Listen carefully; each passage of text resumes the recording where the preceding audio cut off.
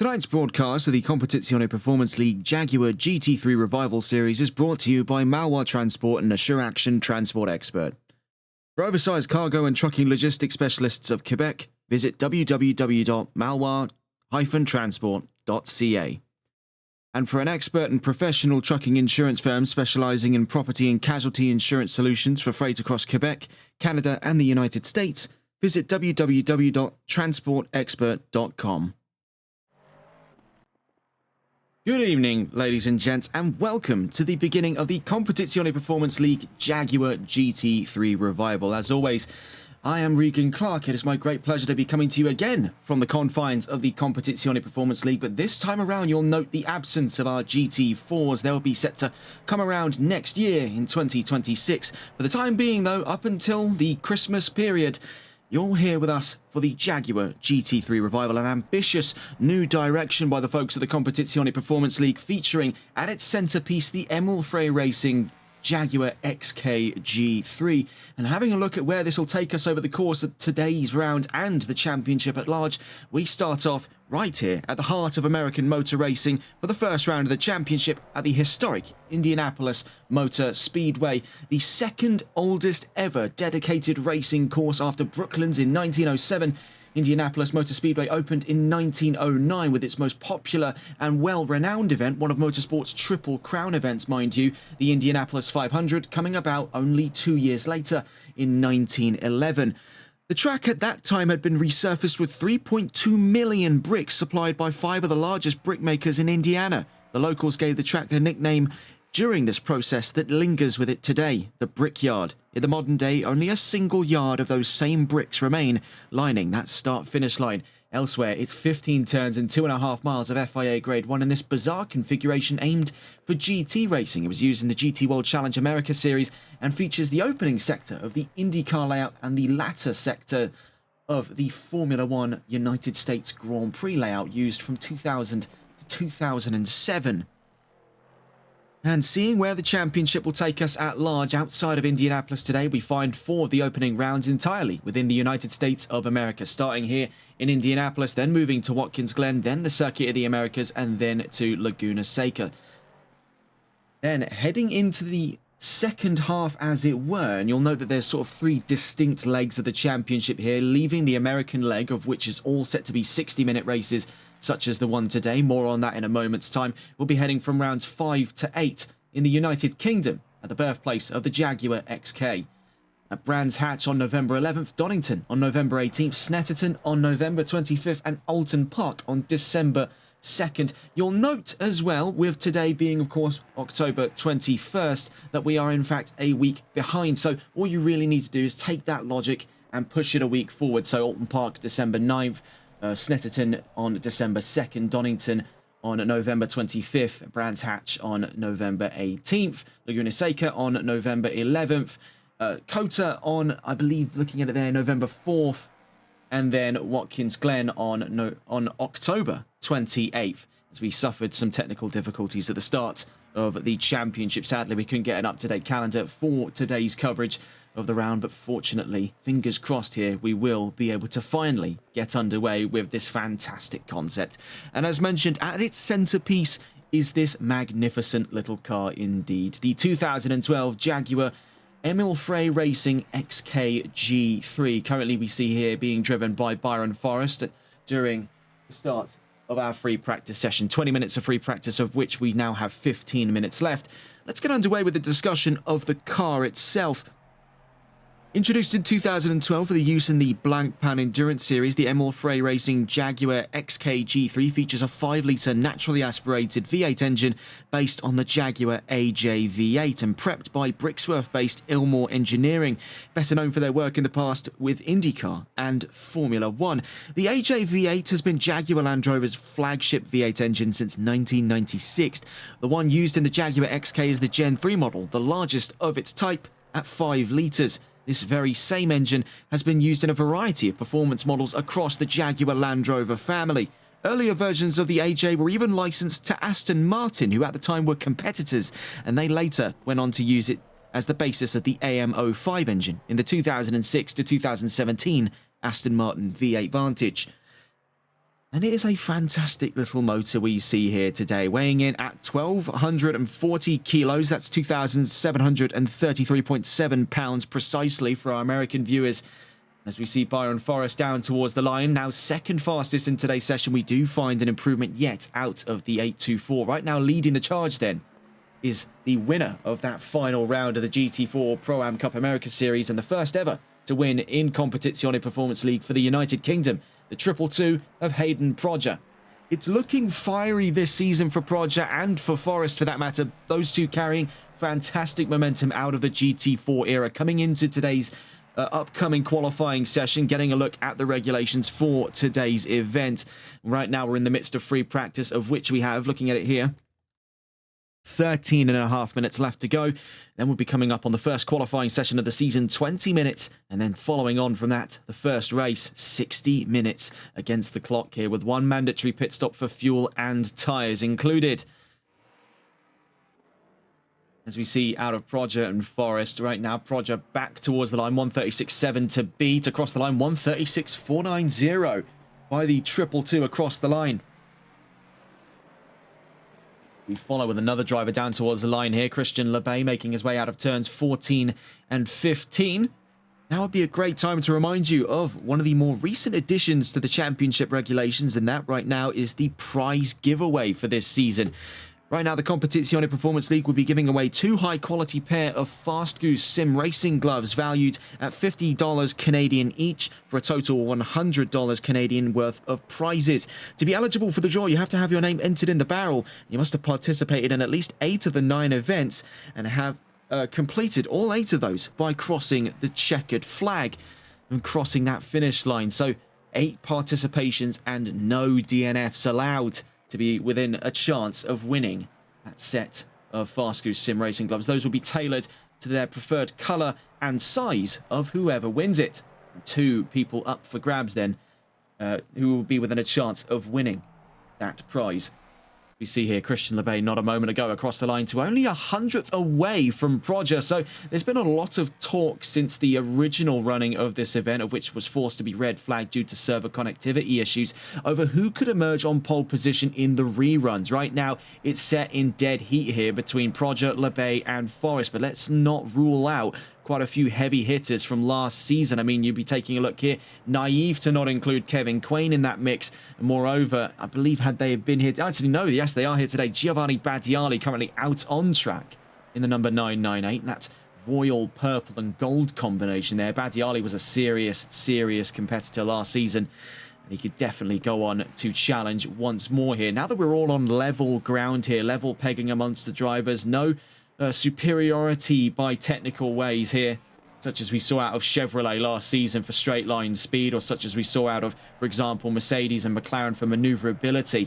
No, this is all level playing fields here. Every driver will have to deal with the strengths and weaknesses of this aging GT3 platform, a real oddity of the early 2010s. Lebay, no doubt a very familiar customer to early 2010s GT3, of course, competed most prominently on TRTN over our coverage of Season 1 of the NLRL Sunday League in a 2013 Aston Martin V12 Vantage. So this should feel right at home for his field of expertise in GT3, so definitely a lot of hopes for him coming into this season. But for Prodger, we're seeing he's found himself relatively comfortable at home here, and we wouldn't have expected this considering Prodger has tend to prefer, up in GT3 at least, we've seen him compete with Ferrari. So we would have really thought that the shift over to a front-engine car would have been quite the culture clash for the Brit, but this is really the first we're seeing of any major issues out of him. As a matter of fact, taking the older MotoGP configuration there as he makes his way back into the pit lane. Right now, 200ths ahead of Lebay. So was able to forge not only 100th there, but put an extra one on top for good measure. We can see down towards the line, running in parallel to him, the number 616 of Andrew Veldkamp, making his way to the line. You'll note the name tags are still on over the cars, and that's because we're still reeling from the very mixed coverage last weekend of the opening round of the NLRL Sunday League, not Sunday League, the NLRL Console Endurance Series. I'm getting ahead of myself. Sunday League is coming this Sunday, of course, Season 4 set to kick off right here in Indianapolis. But for today, we have this fantastic championship coming up, and we'll be running it on the hour every week right here on TRTN. In regards to future projects coming up after the sudden move into the Jaguar era, as we're calling it here on Competizione Performance League, the GT4 Pro-Am Cup America Series, I am delighted to tell you, will be returning in January of 2026, as confirmed last week by the admins at Competizione Performance League. So for these drivers, this is a nice wintry interlude, competing amongst one another in the same very bizarre GT3. Right now, LeBay tops the timing charts by just under 0.4 of a second, 385 thousandths to be specific between himself and Hayden Prodger. I would still say that stands to reason to get a lot closer coming into today's qualifying session. More on that in around 8.5 minutes. Seeing some relatively new faces on the grid here. Anthony Colti, we saw a little bit of him last season in the GT4 Pro-Am Cup, if I'm not mistaken, and if it wasn't there, I believe it was over on the High Caliber Community League GT4 Challenge, but we have seen this one before, the 919. He's set to compete once more in the Jaguar era. You also see Carl David Bourdreau, and he made a very late debut to last season with Porsche, as a matter of fact. The 962 returns to the field with Jaguar, and you can see rocking very, very strikingly reminiscent colours here of another driver on the field, that being the number 6 of Clinton Bourne. And he's had a real turnaround since that original running. He's shot all the way up through the qualifying prediction times. The Australian in the number 6 is looking for a very solid opening round. And of course, all will be revealed in due course when we hit qualifying later on today.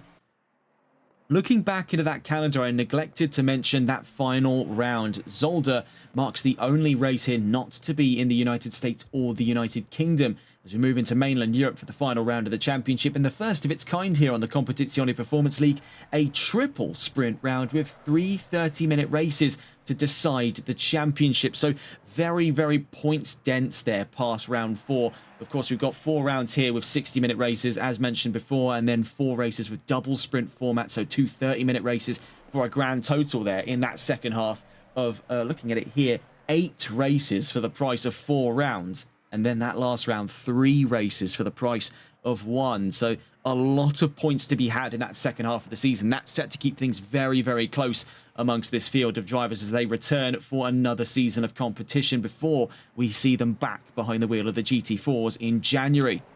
Clinton Bourne across the line then puts himself within 1.5 seconds of the fastest time. Puts himself 500ths up the road from Kevin Quain up to 4th place in the number 6. Looking next towards the line, it's the 222 of Hayden Prodger. Let's get on board with the Brit as he makes his way across the line. Getting on board with Prodger as he makes his way down towards turn 1. We'll give you an unofficial tour, as it were, then, of this fantastic circuit. Heading down in towards turns 1, 2, and 3 in a very similar section used by both IndyCar and Formula 1 alike. We're on board at the moment with Hayden Prodger. So we can hear the sonorous cry of that 5-litre Jaguar AJ V8 out through turn 4, down into turn 5 then, as we head into one of the first major overtaking spots besides that imminent scramble down to turn 1 that we expect to see later on in today's race. Down through turn 6 then, this long sweeping left-hander brings us into their very sharp right-hander here, but it opens up massively past turn 7, and this is where we could see a lot of action. Now, we've seen this before in GT3. We've not seen it yet in a single make series like this, so this could prove to be very, very interesting. Of course, no one specific car is going to have that advantage of straight line speed. Out through turn 8 in towards turns 9 and 10 here as we enter sector 3. In through turn 11. In through turn 12 now, and a run down towards a very sharp right-hander here at turn 13. Our original estimates had it placed at this track had, as a matter of fact, 17 turns, but no, it only has 15. Out through turn 14 then on the run down into turn 15 as we head back down towards the Brickyard here. Still on board with Hayden Prodger on his way to the line. Sadly, looking at that telemetry, doesn't look to be an improvement this time around for the 222, but still nonetheless gives us our unofficial tour of things here in Indianapolis. You see here the number 44, and this is one of the new drivers on the block, and we discussed him last week for those of you who tuned into the live broadcast. For those of you tuning in for the first time, though, this is one of the new drivers on the block then. This is Daniel J.R. Poulin, the number 44 competing from Canada, as one of the newest drivers in this grid. This is his debut round here in Indianapolis. Got a little taster of things yet to come last week, but this will be his first, hopefully, full race here in the Competizione Performance League. Right now, he's not too far off being inside of that top 10. We'll discuss that later on in qualifying.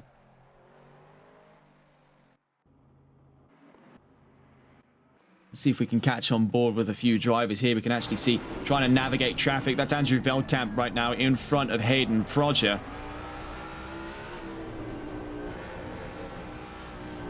There's something I want to take note of here, and it's just bringing up the replays, and it's going to be coming into qualifying today. There's going to be some real issues in regards to the track limits. Now, this is not a particularly kind track. Hell, there's not many American tracks that are. Circuit of the Americas is definitely one that springs to mind. We'll be seeing that later on this season. You can see they're skimming on that gravel. By that point, all four wheels are off of the line. That's going to prove to be a real issue for the drivers over the course of today's upcoming qualifying session. And in the meantime that we've been talking about that, we've finally been able to turn the name tags off to make things a little bit more immersive for you at home. In the meantime as well, we also saw that Hayden Proger has now got up past Andrew Veldkamp through the course of Sector 3 as he heads back down towards Turn 1. Let's see if we can catch on board here with Daniel Poulin, though, on his way down through turns 14 and 15 here. It's very, very sharp, very awkward section of the track. And fun fact, it leverages some of that earlier design from the MotoGP layout that would actually run in a anti-clockwise as opposed to the clockwise layout that this circuit currently uses.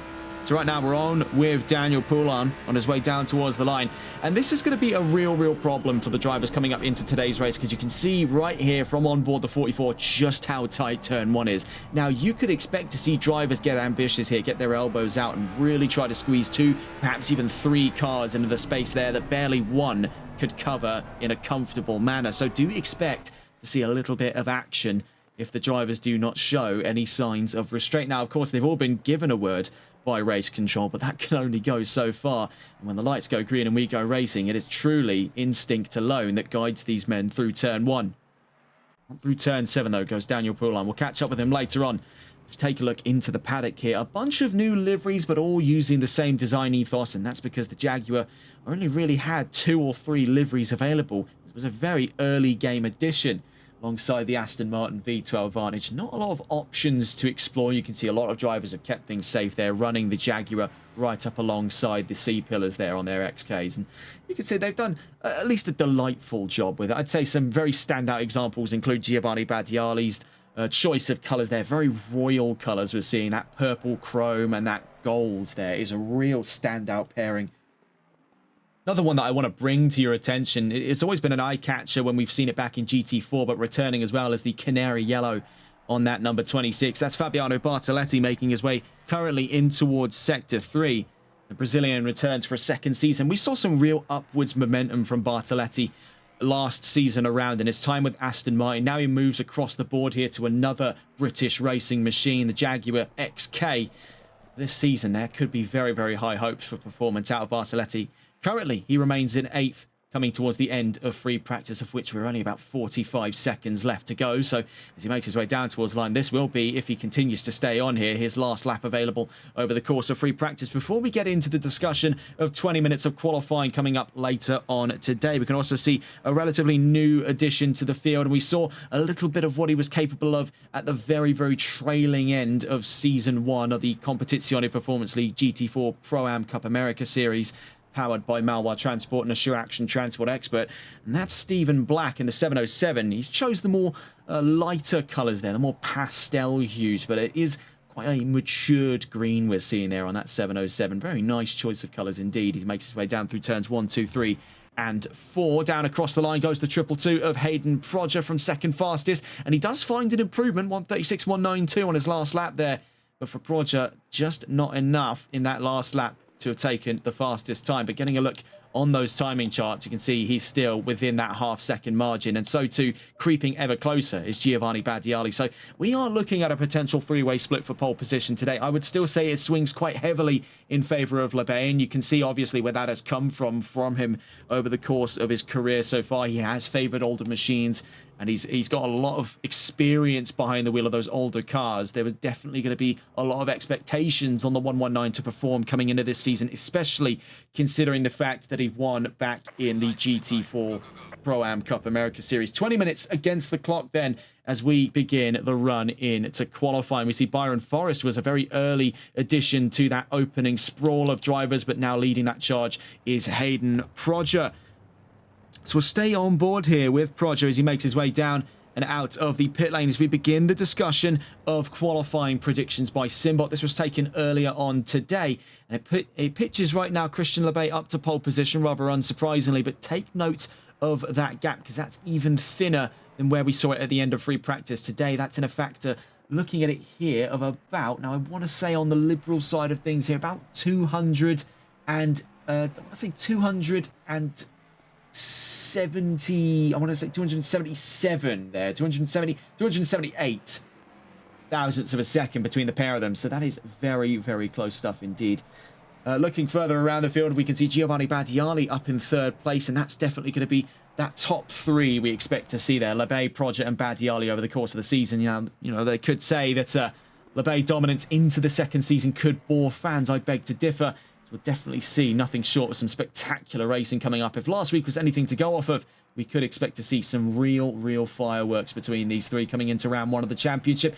Further down then behind Badiali, we have Byron Forrest and Timo de Tosto to round out that top five. Clinton Bourne, of course, we mentioned earlier on in today's broadcast, was looking for a very solid opening qualifier. And getting a look at that data there, you can see the Australian now up to 6th. Last week around, he would have been outside of that top 10. So it's a real turnaround there for the number 6. He finds himself in 6th place and ahead of Carl Martel in 7th. Richard Cecil, sadly, a no-show for today's race. Had he shown up, he would have been liable to put himself in 8th place. So that does, as a matter of fact, looking at the data here, it does force Daniel Poulin up to 10th place.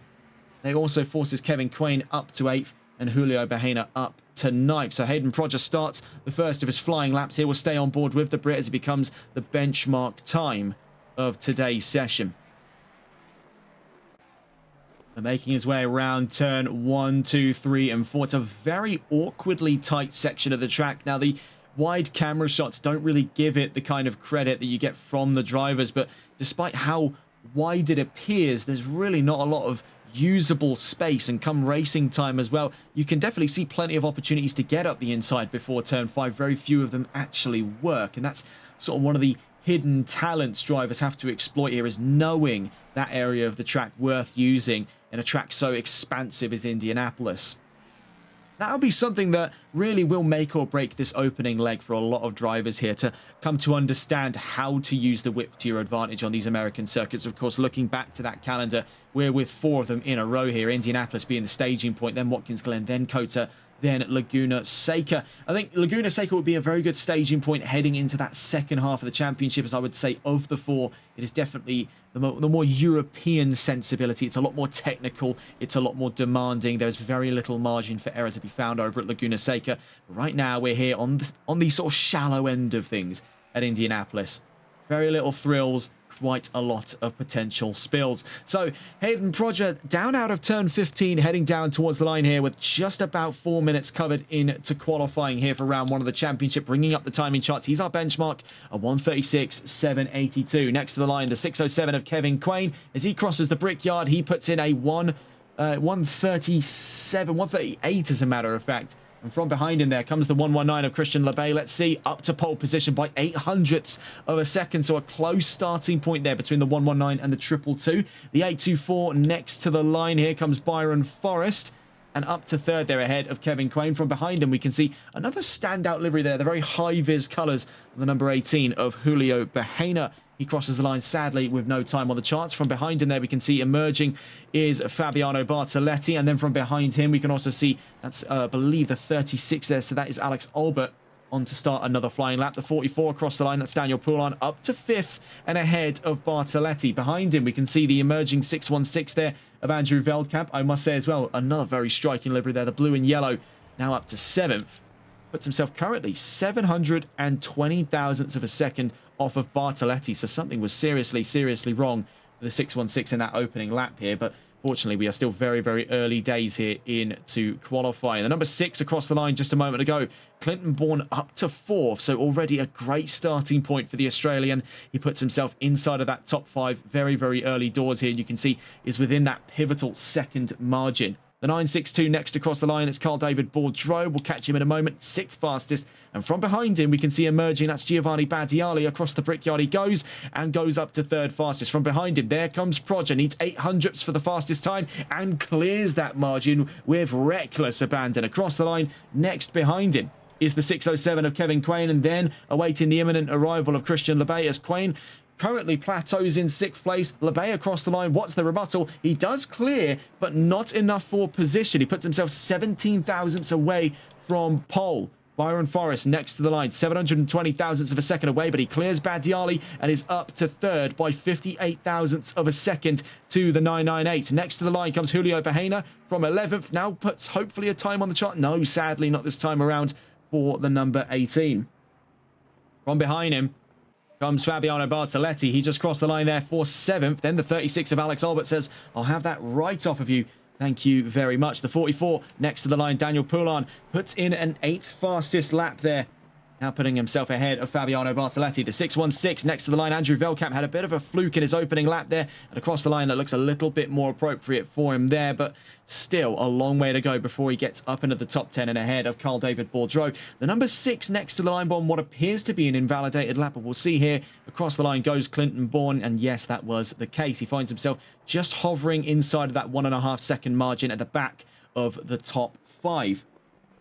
The 962 is next to the line, so we'll catch on board here with Carl David Bourdreau. Across the line goes the 962, remains in 10th. Badiali next to the line, back up to 3rd. Then behind him we can see Hayden Proger looking to extend the margins on his fastest, but couldn't find it in that last lap. That gap still remains 17 thousandths of a second strong between himself and the 119. The 607 next to the line. Here comes Kevin Quain up to the top 5. Then Lebay next to the line. Can he make his way up to pole position? Yes, he can. And now puts himself 1.5 tenths of a second clear of the 222 over the course of that last lap. Bear in mind, we're only just gone 7 minutes into qualifying today, and it has already been very exciting stuff there amongst the top 4. Those 4 drivers divided by less than a second. At its furthest distance, 775 thousandths of a second, just a little over 3/4 of a second. Next to the line, we just saw across there was the 26, and that was Fabiano Bartoletti. He's currently in 9th ahead of Julio Bahena. Then across the line behind him there, the 44 of Daniel Poulon remains in 8th place for the time being. The 616 next to the line. Here comes Andrew Veldkamp. Across the line goes the American here, looking, of course, with plenty of other Americans on the roster, all of them gunning to be within a chance of that home ground victory. Right now, it's a total lockout from those visiting from afar here, from their neighbours in the north, the Canadian Christian Lebay, and from across the pond here, from the United Kingdom, Hayden Proger, and then locking out that podium entirely, visiting us from inside the Mediterranean, the Italian driver, the number 998 of Giovanni Badiali. So for the Americans here, they're really struggling at home. 962 across the line, that's Bourdreau in front of Badiali. Badiali across the line to an improvement. Proger from behind him does find a 10th there, a 100th of an improvement on the 222, but can't yet find enough pace to retake pole position. Nonetheless, he does put himself in a very powerful front row position coming into today's race, but it is a dangerous sight to see on that second row, Giovanni Badiali. We've seen how cheeky he's been in Donington Park last season in the GT4s. He knows a thing or two about how to get a good race start no matter the vehicle, and being on the second row, he's really able to play all the cards with very little risk. So we'll see whether or not that's the case coming into round 1. We also just saw recently, before coming into the pits, Christian Lebay opens the taps up to double its original length there between himself and Hayden Proger. Was in and around the 145 thousandths of a second mark, now just about 338 thousandths over the course of that last lap. So actually a little under the double margin, but nonetheless Actually, no, a little bit over, as that would have otherwise been 280 thousandths of a second. So more than double between the 119 and the 222. 10 minutes left to go as we hit the halfway mark here. Right now, still awaiting the times of 3 drivers. Anthony Cotti, Stephen Black, and Carl Martel. The 919, the 707, and the 99 still yet to have put times on the table here. 10 minutes left to go. It is now 5 cars inside of a second of one another as Byron Forrest joins the fray here and up to 4th and ahead of Kevin Quain. Returning to 4th place then for Byron Forrest. Kevin Quain across the line. Actually, no, that's, as a matter of fact, that was Giovanni Badiali we just saw across the line there. My mistake. He crosses the line with Froger in tandem. Neither of the European contemporaries finding any level of improvement over the course of that last lap. Frustrations as we enter the second half, perhaps, as Labey looks to be on another pole position lockout. See here with Byron Forrest, Julio Bahena in tow on their way down through turn 6 here on their way to turn 7. The 824, I must say, striking colours there. We've spoken on a few different liveries, Bahena being one of them as a matter of fact, but get a gander on those colours. It's eerily Aston Martin-esque there. That very nice, almost teal, greenish blue colour on that 824. Very, very fancy indeed. Nuanced, subtle. In the wake of neon cars there, I mean, it does not hurt to have a little bit of class about these things, and Byron Forrest is bringing that and then some to the table. So next to the line at the moment is Andrew Veldkamp on his way down through turn 15 on what appears to be a warm-up lap there. We saw him a little bit slow out through turn 14, so I believe this is the charge up on his run down towards the Brickyard to start another flying lap. He has just under 9 minutes to do so. We'll catch back on board then with Byron Forrest. He was looking very spry through that middle sector, quite fleet of foot early doors here in the championship. Bear in mind, completely clean slate, so first impressions really do matter. And an improvement to boot there for Byron Forrest. He puts himself within 7, was originally 8 tenths, now drops to that high 7-tenth mark. And that's continual improvement we're seeing there from the 824. He was able to cut his teeth on a rather weighed down 718 Cayman. Now that every driver is up against 40 kilos of reduction over the Jaguar's curb weight already, we've got quite lightweight Jags heading into the opening round. And with them comes drivers now definitely sort of unshackled from balance of performances fatigues over the course of last season. I think for Byron Forrest, it's going to be a real breath of fresh air for him coming into the second season. He's had the short end of the stick way too many times under BOP. I think now to be on level playing field in a very, mind you, lightweight GT3, it is going to be quite a fun time for him. And looking at the gap between himself and Giovanni Badiali, you'd be talking in the factor here of 9 thousandths of a second between the pair. So very, very fine stuff there on that second row. More so than could be said for the front row at this time, still remaining at around 3 tenths of a second. Proger across the line a moment ago could yet find improvement in today's session, but last lap just didn't cut the mustard for the 222. He's got 7.5 minutes left to go. Whether or not that was an opening lap, we weren't actually able to check at the time, but now he is on to his flying laps.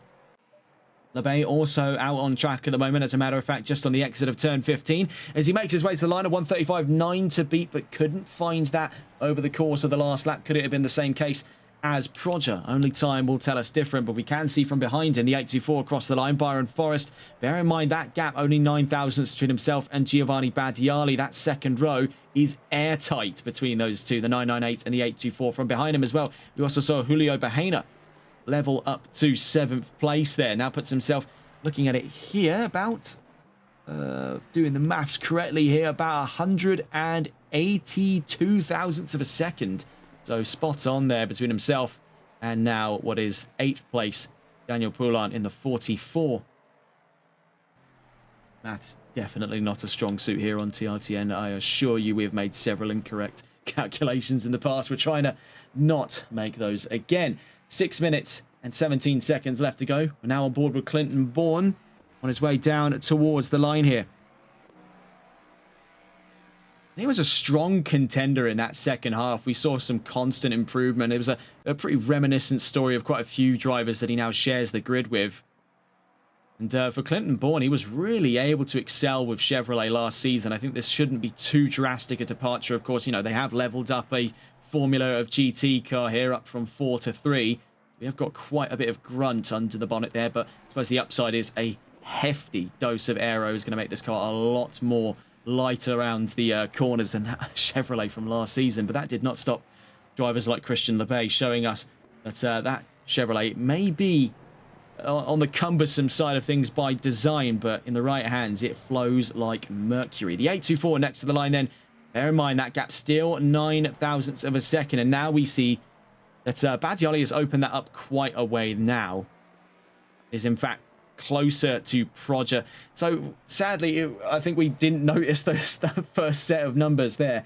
But I do seem to recall at one point it was 9 thousandths between those two, but that is now a distant memory. Badiali now getting closer and closer to Hayden. Proger fancies his chances at a front row start here with 5 minutes to spare. Byron Forrest, though, on the improvement as per last lap. Right now, could it be a second row secure for Byron Forrest as he now finds himself at increasing distance from Kevin Quain, having crossed the line a moment ago, not to an improvement. The 607 finds himself right now, looking at it here, at 140 thousandths of a second away from Forrest in 4th place. 4.5 minutes left to go. Time is money, and we're about to be bankrupt here in round 1. The 222 next to the line. Here comes Hayden Proger. Needs 338 thousandths of a second to pole position, and across the line, just couldn't find it in that last lap alone.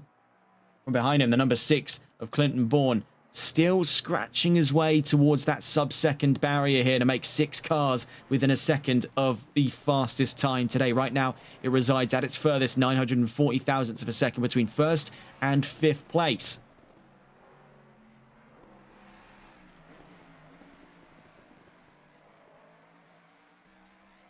We also just seen as well very recently Stephen Black having put times on the chart there. We have just about to see him down towards the line once more in the 707.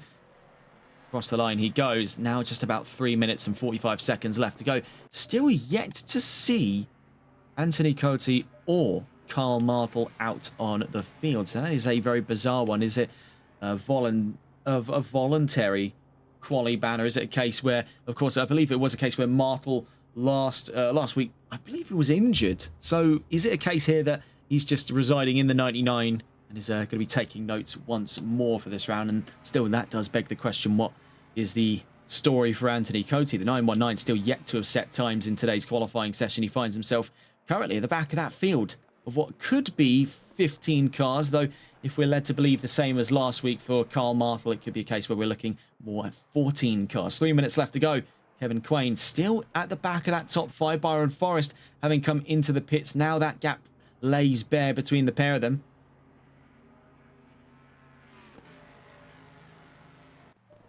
Giovanni Badiali, we can see he's making his way out through turns 13, 14 and 15 on his way to the line here. The Italian gunning for the front row. We know how confident he can be on the second row. We know how even more confident he can be when put right in the front row seats of this race. 2.5 minutes to go. Functionally looking at about 2 more laps left on the charts here for the 998. Couldn't find an improvement over the course of the last lap just gone. From behind him, we can see emerging to the line there, the 119. Will it yet be another improvement on the charts here for Lebay across the line? 135.922 to beat. Couldn't find it over the course of the last lap gone. A lot of these drivers finding themselves in the very same predicament here, and with these tracks we're going to see that sort of qualifying fatigue roll in very, very bright and early. The American tracks really do bring the worst out of qualifying for these drivers. We could see a lot more competition when the tracks get a little bit more technical, so actually it is a bit of a bell curve, so you'll find when the tracks get more technical, the qualifying gets harder to match. So take, for example, your Nürburgring Nordschleifers, of which is of course not on this calendar, but just as an example, those qualifyings can be decided in a factor of seconds, not hundredths. Whereas if you take a look at relatively simplistic tracks, like for example coming up next round for round 2 of the championship, that'll be on the calendars are actually incorrect, so that'll be on October 28th. That'll be Watkins Glen International. The more simplistic tracks can actually bring the better out of these drivers. So Indianapolis, sadly, it does find itself in the Goldilocks zone here for complexity, and as such we find ourselves plateauing very early over the course of qualifying. Very hard for these drivers to find improvement when there's no real seeming to be any kind of track evolution. It's a very flat track, bar these little accents of the banking from the Brickyard circuit that we find here on the run down towards turn 13 and then on the exit of turn 15. Beyond that, we've really not got a lot of flavor on this infield course. That doesn't stop it from being a fantastic show, but of course that centerpiece event the Indianapolis 500 uses that brickyard layout. Down towards the line then. It was an improvement at long last for the 119, a 135.842. The gap now at 410 thousandths of a second. Across the line then goes the 60, actually not the 607, it's the 707 as a matter of fact. Stephen Black still in 13th. From behind him we can see there Fabiano Bartoletti just at the back of the top 10. Julio Bahena across the line there for the last of his flying laps today. Right now finds himself still in that top 10, but having been pushed down from 6th to 7th place. We see a very close fight come to a close here. Was at its closest 500ths of a second across the line. Kevin Quain seals the lid on that for the last of those top 5 positions. The 44 next across the line comes Daniel Poulin and looks to start today's race in 8th place on debut. Next to the line as we speak appears to be the number 998. That's Giovanni Badiali making his way through Sector 3 on his way down towards turns 13, 14 and 15. Also seen come into the pits then Hayden Prodger calls it quits on quali today. He'll be satisfied with the front row start, but not if Badiali's got anything to say about it. And by the looks of it here, the 998 was looking very, very strong over the course of this last flying lap. We'll see how that culminates for Badiali as he makes his way out of turn 15 down towards the line then. And sadly, we saw a little bit of that contact with the wall. That was the requiem knell on his qualifying endeavours today. Badiali at the best of times, 3rd at the end of round 1 quali. Next to the line comes Alex Albert, then from behind him, the number 26 of Fabiano Bartoletti. These are for those last 2 positions of the top 10, 9th and 10th between the 36 and the 26. Across the line then comes Alex Albert all the way up to 7th, relegating Daniel Poulin to 9th. Could be at the back of the top 10 here if we get a real world-class drive out of Fabiano Bartoletti. The 26 next to the line. And across the line, did find, I believe, there an improvement, but sadly not enough to catch the 44. Good hustle from the 26. He'll be starting at the back of that 5th row, the back of the top 10, on what looks to be either 14 or 15 cars. We'll see precisely what that is coming up into today's grid. That was a great qualifying session to kick the season off. Relatively far at the front there. I don't think anyone was surprised with LeBay reeling from his successes in the GT4 Pro-Am Cup America Series to jump right back into old school GT3s, of which he is no stranger to with Aston Martin. Just jumping across the board there to Jaguar wasn't too great of a leap in logic for the 119. That was great start to the season. Could he be looking for back-to-back domination?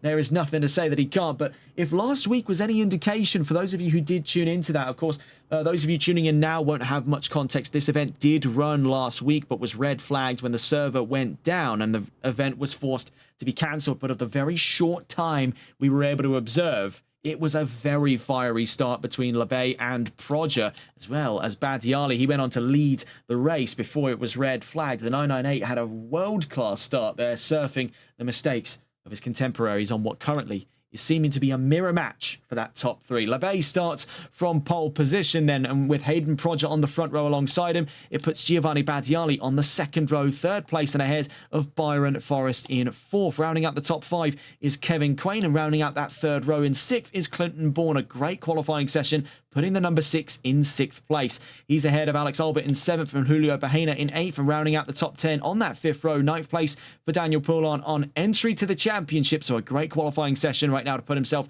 up towards that top half.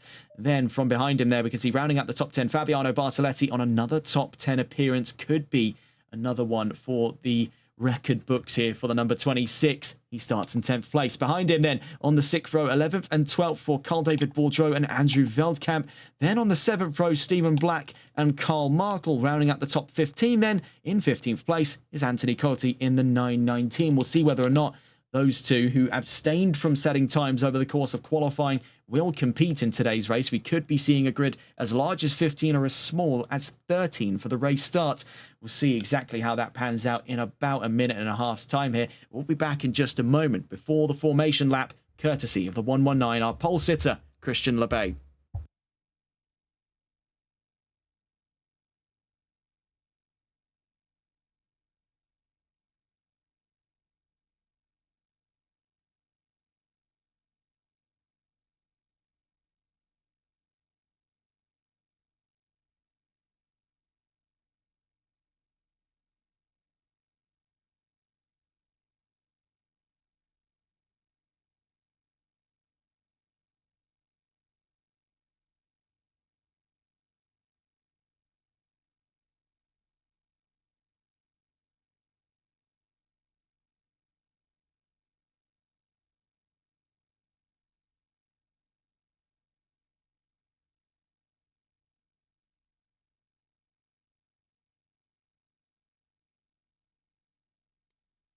30 seconds.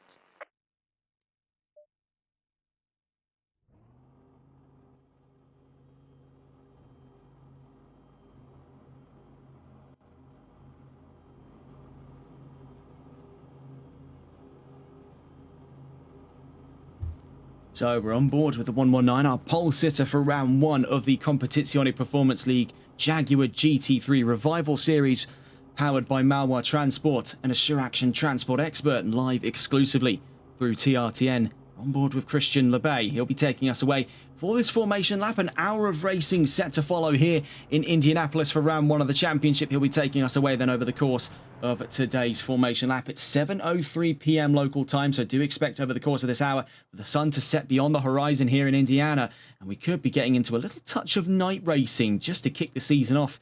We always love to see it. We can see already building some heat into those tyres. We can see that's the 824 Byron Forest there. That's a dark, almost British racing or Aston Martin podium green for those of you in the loop. There on the 824, already some aggressive swerving to build heat in those Pirellis. These are very early model, early 2010 Pirelli P0s we find here on the Emil Frey. They can be rather stubborn in the face of things, especially compared to how well the newer machines in GT3 can handle their tyres. I mean, look no further than the Ferrari 296. That was a real standout car in this game. The Jaguars, they are going to chew through these tyres over the course of today, and that's if they can keep any heat in them. Down towards turn 5 then, into turn 6. Just getting a look on board, you can see that despite this being one of the wider sections of the track, again, bringing back to that point from earlier, it's a factor of usable tarmac. Yes, there is a lot of space to be found through that corner, but more often than not, putting yourself side by side, you're just going to sacrifice more of your pace, really. And there are plenty of corners historically in the world of motor racing that you can afford to go side by side and have a negligible difference in your overall time, especially in the face of a battle for position. But in Indianapolis, we're definitely starved for options, and for a lot of intents and purposes, we could expect to see a lot more drastic moves, such as down here at turn 8, compared to the more conventional corners that you'd expect to see overtaking happen at, like especially speaking down there at turn 6 into turn 7. I think all of it is going to culminate here ahead at turn 8, because it's going to be a one and done move. It's very hard for drivers to re-engage for that position. That's just how winding the middle and final sectors are. Their next available opportunity would be spiraling out of turn 15 down towards turn 1. But even then, you're going to want to hope that you've got the position run in and done before you need to get down on the brakes. Going too wide into turn 1, it is possible, but it is not without incredible risk. It's in the same way that you can jump out of a plane with no parachute and have your mate chase you with one, but it is bloody dangerous. Down through turn 13 then. In towards turn 14, you can see already raring to go the 222 of Hayden Prodger right up alongside the pole sitter Christian LeBay. And right now we are blessed with quite a treat here, because I am seeing 15 cars rolling down into turn 15 here at the Indianapolis Motor Speedway. And leading that charge is Christian LeBay. So without further ado, we begin that lineup and starting process here. 7:05 p.m. local time here in Indianapolis, and just around the town of Speedway, Indiana, on our run down towards the line here for round 1 of the Competizione Performance League GT3 Jaguar Revival Series, or Jaguar GT3 Revival Series, brought to you by Malware Transport and a Sure Action Transport Expert. We're green and racing here. A bit of a slow pull away from that front row. Hayden Prodger already having to tuck in behind Christian LeBay, but a great start for the 119. We can see in the background, though, an even better start for Giovanni Badiali, putting himself side by side with the 222 of Hayden Prodger, tucks back in behind Christian LeBay as the 222 takes up the offensive around the outside at turn 1, then to the inside at turn 2, then around the outside again at turn 3. You can see slipping his way through there is the 998. Going later on the brakes, though, the 222, as the yellow flags do fly in the face of turns 1 and 2. Still watching with Christian LeBay, who leads our charge from a waning pair there on the back of that podium. An incredible start by the Europeans, Hayden Prodger and Giovanni Badiali, making their way now out of turn 6, back in 2nd and 3rd. From behind them there, we can see Kevin Quain now up and ahead of Byron Forest, who looks to actually lose even further position out further down the order, as we have yellow flags out. Carl David Bourdreau caught up in the mix, and so too was Stephen Black. and I believe Anthony Cotti as well. So disaster for them on the exit of turn 6. We're back into green flag racing. Looking further down the line, Giovanni Battiali still attacking for the back of the podium, but I want to get a look here on the fight going on between Byron Forrest and Julio Bahena. The number 18 looking for the inside, and he leaps for it there. Great defense, though, as switching him back is the 824. As a matter of fact, following on that line earlier, we just saw with Bahena, that's Bartoletti. Right up his backside there is Clinton Bourne. A less than ideal start for Bourne. We see side by side there between Bourne and Bartoletti. Trying to catch on board with the pair of them here, but the cameras are not being too persuasive. Carl Martel hunting down Anthony Cotti, but let's see if we can catch on board with, getting a look here, Fabiano Bartoletti, as we now see behind him Alex Albert and Clinton Bourne. So looking over the rear view here, you can see that fight for 8th place going on in the background from the rear view of Fabiano Bartoletti's number 26 up in 7th place, down towards turn 1. A little bit of rubbing there between Albert and Bourne. They're getting quite elbows out for the start. A little bit of a nick there on his rear bumper, courtesy of the number 6 as he squeezes his way back into the slipstream. Very hairy stuff between those two. Looking here from the perspective of Clinton Bourne, we now get on board with the attacking driver here, the number 6.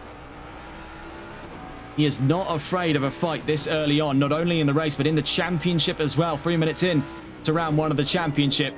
Right now, he's got his hands full in that fight for 8th. Right behind him, I should mind as well, one more slip, and he's in the jaws here of the 44 of Daniel Poulin. On his debut drive, we see running wide there Alex Albert, so that's going to give plenty of opportunities for Bourne to get side by side up and ahead for 8th place on his run down towards turn 8. Very deceptively wide area of the track here, and that makes it super easy for drivers to overextend and make a mistake, and such is the case there for Alex Albert. He now drops back in to the 44's line of sight, and it pushes Clinton Bourne up to 8th place there. Very well done. He's held his nerve rather nicely. We can see further down the order, Anthony Cotti's got his hands full here. Carl Martel and Carl David Bourdreau, all of those drivers seemingly caught up in that incident from last lap down at turn 6. They find themselves fighting their way through the middle sector. The 919 currently at the head of that 3-car pack. Byron Forrest now at the back of the top 5, drops away from Kevin Quain.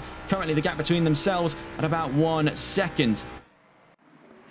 Looking up into that podium, we can see things are still airtight here. Surfing in the wake of the leading 119. We're on board with Hayden Prodger right up to his back end. We can see as well is Giovanni Battiali. This could be a very heated fight coming up very shortly for second, perhaps even first, if we are to see any kind of slip up there for Christian Lebay. But it's been icy cold from the 119 from the word go here at round 1 of the championship.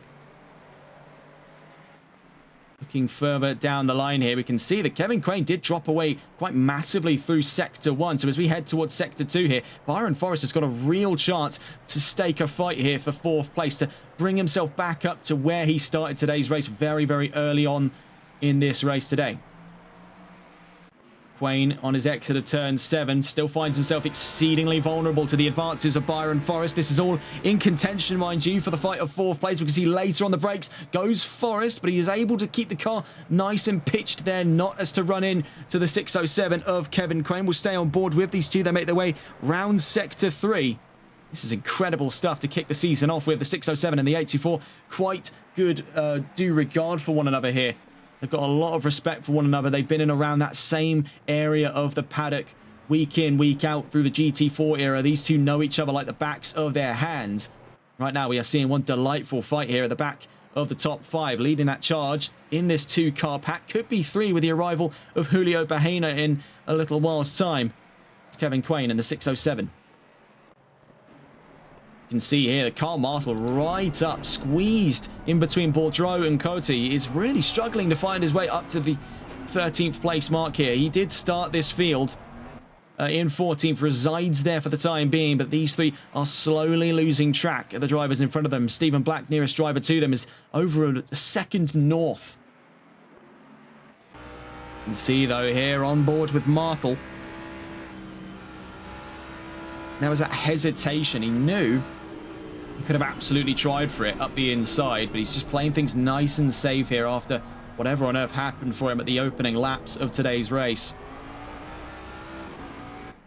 Catch up with these three in a moment's time here, looking back up as we are in some serious crunch time for the fight of second place. Now on board with Giovanni Battiali, chasing down Hayden Prodger as Christian Lebay becomes a distant memory up in the lead of this race. That's grown beyond 2 seconds now between second and first. We can see a little bit of a bump there for the 222, very nearly collected by Badiali. Great reaction timing from the pair of them and great car control of the 222 as we saw quite a heavy bounce there over the rear axle. That could have been enough in most cases to throw one's car completely sideways, but he's held that very, very nicely. Down into turn 13 we go.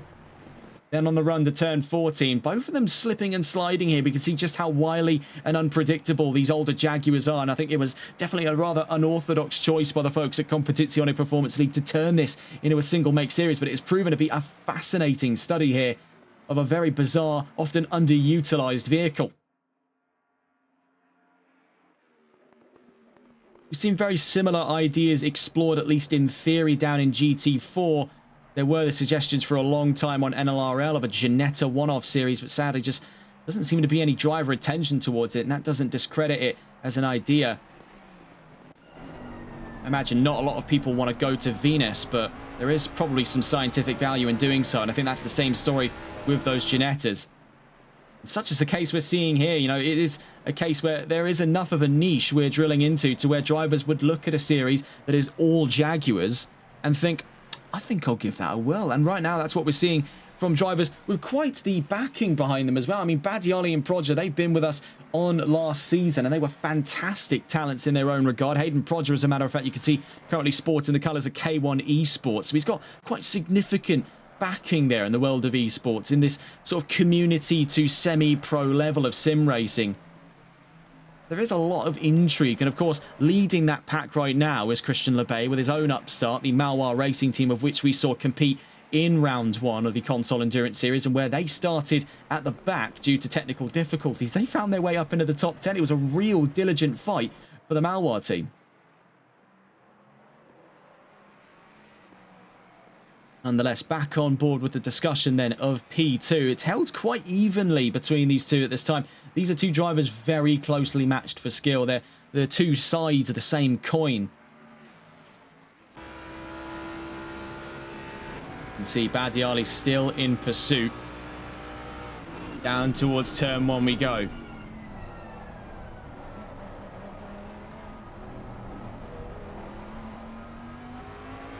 Of course, looking over the course of last season, neither of actually only one of these two drivers have been capable of taking home a race victory. That was Hayden Prodger at round 10 in Misano last season at the very waning chapters of the Competizione Performance League GT4 Pro-Am Cup America Series. Badiali is still without his mainline championship win. I think with the potential these two show, all it's really going to... Oh my goodness, a big clash through turn 7, but great control from the pair of them there. That's good restraint to not power through that one. I mean, it's very clear. You can see by the way they're conducting themselves around one another. They've got a lot of respect for one another. It may not be spoken too much about. They may not speak too much about each other, but these two drivers have a very, very solid underlying respect for one another as professionals, and you can see that demonstrated there. That was a pretty clear-cut racing incident, and he's owned up to that almost immediately, backed off onto the brakes. If he's going to get the overtake in his mind, it's going to be done the right way around.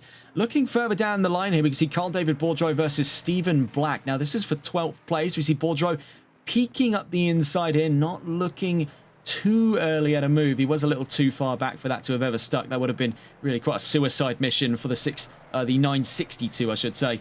See joining us in chat as well, HCR Anthony. A very good evening to you, sir, as well.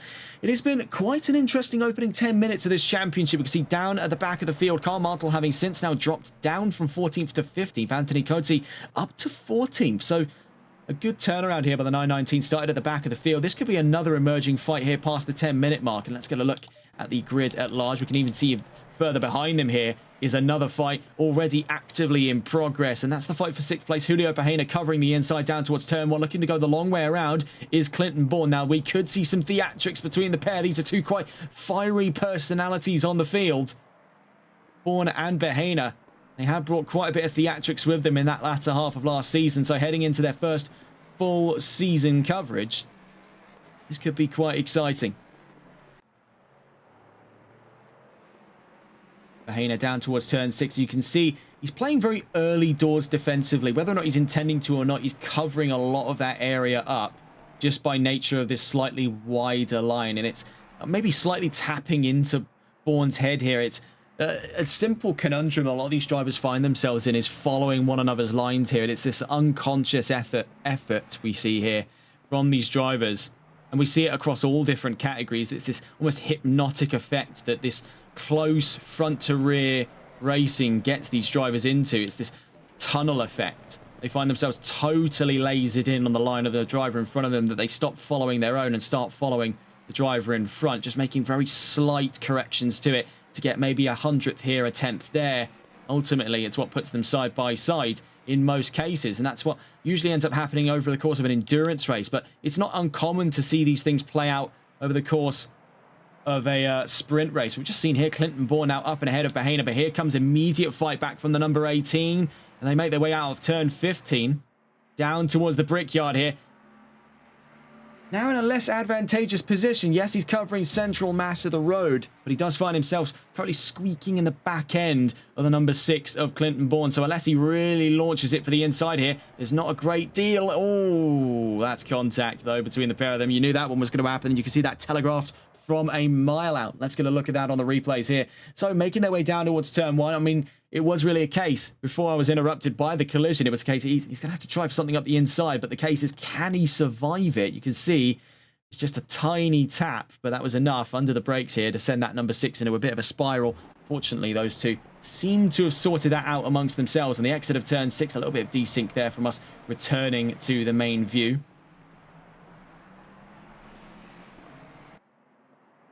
See, though, they have not given up the intensity of their brawl. This is out of turn 7 down towards turn 8. We're on board at the moment with Julio Bahena. Down towards turn 8, up the inside on Clinton Bourne. Bourne runs it the long way around town. You can see all of this pushing and shoving that they've been up to right now so far in that fight for 6th place on the field is slowly inviting in 2 more cars to come and have a go. You can see that was a total cut of the corner there for the number 18. He is not happy as it stands, being stuck in the back end of the number 6. And Fabiano Bartoletti and Daniel Poulon have a great opportunity, if these two continue to spill over one another, to come and have a go for some free positions. Up the inside then goes Julio Bahena. That was very, very elbows out there. That was assertive from the American. He stuck himself right in the midst of it and said, if you don't try and get out my way here, you're going to regret it. I assure you of that much. We saw Clinton Bourne actually make contact. It was with Fabiano Bartoletti. We only caught the start of it there. And that has gone very, very horribly wrong for the 26th. Right now he finds himself in 11th place, outside of that top 10. Alex Albert now joins the maelstrom of steel here from all the way up to 7th. You can see it's a 4-car train himself, and then Velkamp, then Bourne, and then Daniel Poulon up to 7th. Julio Bahena continues his charge up in 6th place. Getting a look at that grid at large, though. LeBay leads from Proger. Badiali not too far away at all. Quain in 4th. Forrest not too far away at all in the same story there. That's for the back of the top 5. Then into 6th, we've got Julio Bahena currently escaping our line of sight there just in the foreground. We're watching, though, with Daniel Poulon in 7th. Right behind him, Clinton Bourne in the number 6 car there, infuriated by the last lap just gone. Andrew Velkamp behind them. Alex Albert in the top 10. Fabiano Bartoletti, after that collision with Bourne, is down to 11th. Carl David Bourdreau in 12th. Stephen Black in 13th. Carl Markle 14th. And Anthony Cotti in 15th position here. 45 minutes into today's race, and it has still been an incredible start to the season. See, though, the aggression mounting on the number 6 there. He is feral, thrashing through every corner there like a wounded animal after that incident from last lap. And you can see that aggression is not doing great numbers on his Jaguar on his way down towards turns 13, 14, and 15 here. He's actually lost quite a considerable chunk of time in his efforts to get around Daniel Poulon. You can see this manifest down towards Sector 3. Later on the brakes, really punishing the car now. He needs to try and calm himself down for the run down towards turn 1, because he has got a good exit of turn 14. He can compound that in a good exit of turn 15, but you can see a lot of aero wash puts him dangerously close to the wall. Whatever had to have happened between himself and Fabiano Bartoletti, there's definitely a lot more going on under the bonnet of that Jaguar than we've been let on from just that incident alone. Heading down towards turn 1. Bourne now in pursuit of Poulon on the exit of turn 1 into turn 2. We'll stay on board here. This is in that fight for 7th place on the field right now. Clinton Bourne is a man possessed. He's a man on a mission just past the quarter-hour mark. Bear in mind, we'll be seeing the bulk of our pit stops creep in on our drivers here in the next 14 minutes. You can see actually looking up the inside in the background there, that's Alex Albert on Andrew Veldkamp. That's great positioning there for the number 36 up to 9th. Very, very clear cut. We're back on board, though, with Clinton Bourne. We're seeing some real touring cars level stuff between himself and Poulin in the 44. Bear in mind, this is Daniel Poulin's first race here in the Competizione Performance League, or at least first full race. He did get a little taster of the things to come here, but he has got both barrels of Clinton Bourne staring him down past turns 9 and 10.